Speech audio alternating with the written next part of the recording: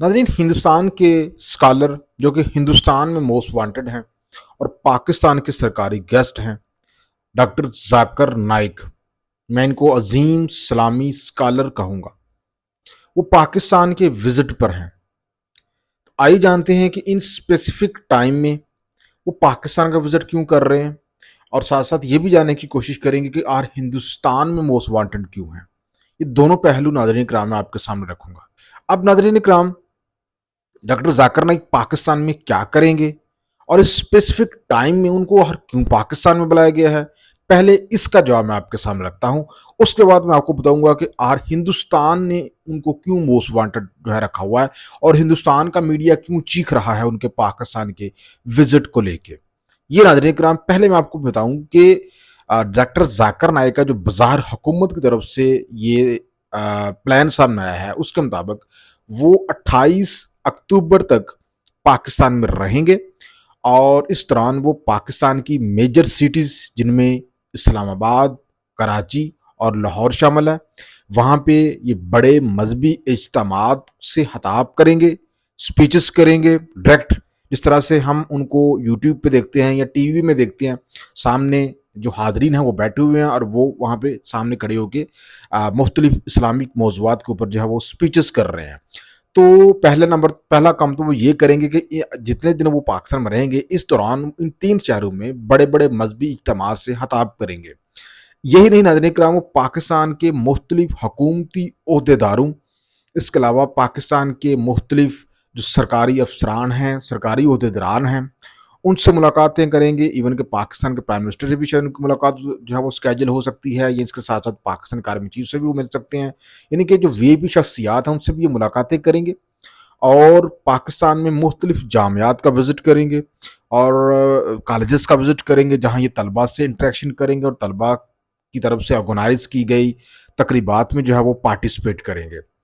तो ये तो उनका प्लान है पाकिस्तान में 28 अक्टूबर तक का, जो मैंने आपको बताया। ज़ाहिर तो इसका ये प्लान है, लेकिन नाज़रीन इकराम, कुछ जो हमारे साफ़ी हज़रात हैं वो इसको पॉलिटिक्स के साथ भी जोड़ रहे हैं और वो ये कह रहे हैं कि जो हुकूमत है वो इस मुद्दत के अंदर अंदर पाकिस्तान में कोई अहम तरीन आइनी तरमीम जो है वो कराना चाहती है और उसकी वजह से वो तरमीम जो है वो बहुत ही इंपॉर्टेंट तरमीम है। आपको पता ही है कि एक अटेम्प्ट हुकूमत कर भी चुकी है, नंबर पूरे ना होने की वजह से वो अटेम्प्ट जो है उनकी फेल हुई।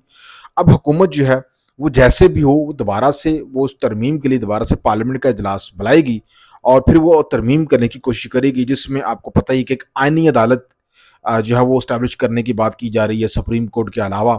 और जो जजेस की अपॉइंटमेंट का तरीकाकार है वो जो है मज़ीद हुकूमत अपने काबू में करने के लिए कोशिशें जो है वो कर रही है। फ़िलहाल तो उसको नाकामी हुई है, लेकिन मे बी वो आगे जाके आपको कहीं पे कामयाब होती नज़र भी आए, क्योंकि तरीके इंसाफ के कुछ जो एमएनएज़ हैं वो लापता हैं। हुकूमत जो है डॉक्टर जाकिर नाइक को पाकिस्तान में लोगों को उनकी तरफ इंगेज करके पीछे से तरमीम करना चाहती है। तो हुकूमत का एक तो मकसद ये हो सकता है। अब नाज़रीन इकराम, आते हैं आखिरी सवाल की तरफ कि आखिर हिंदुस्तान में उनको मोस्ट वांटेड क्यों करार दिया गया। देखें जो डॉक्टर जाकिर नाइक है ना नाज़रीन इकराम, इन्होंने तकरीबन 1 लाख से ज़ायद नॉन मुस्लिम्स को मुस्लिम किया। इनकी स्पीचेस से इनसे इतने टेक्निकल और इतने मुश्किल सवालात वो लोग पूछते थे जो दायरा इस्लाम में दाल हुए, तो इन्होंने इतना ज़बरदस्त किस्म के उनके जवाब देते थे, दलीलों के साथ जवाब देते थे। वो लोगों को दायरा इस्लाम में लाने के लिए जो है उन्होंने कोशिश की थी और कहा जा रहा है कि हिंदुस्तान में बड़ी तादाद में लोग जो है इनकी तालीमात से मुतासर हो रहे थे और हिंदुस्तान जो कि एक इंतहापसंद वहाँ पे जो है वो सोच पाई जाती है, तो उन्होंने अपने मज़हब के लिए बहुत ख़तरा समझा इनको, डॉक्टर जाकिर नाइक को। हिंदुस्तान ने कहा कि ये जो है एक तो हमारे मज़हब के लिए ख़तरा है और दूसरा ये है कि ये हिंदुस्तान में जहाद की जो है वो उसको स्प्रेड करने के लिए लोगों की जो माइंडसेट जो है उसको वो चेंज कर रहे हैं।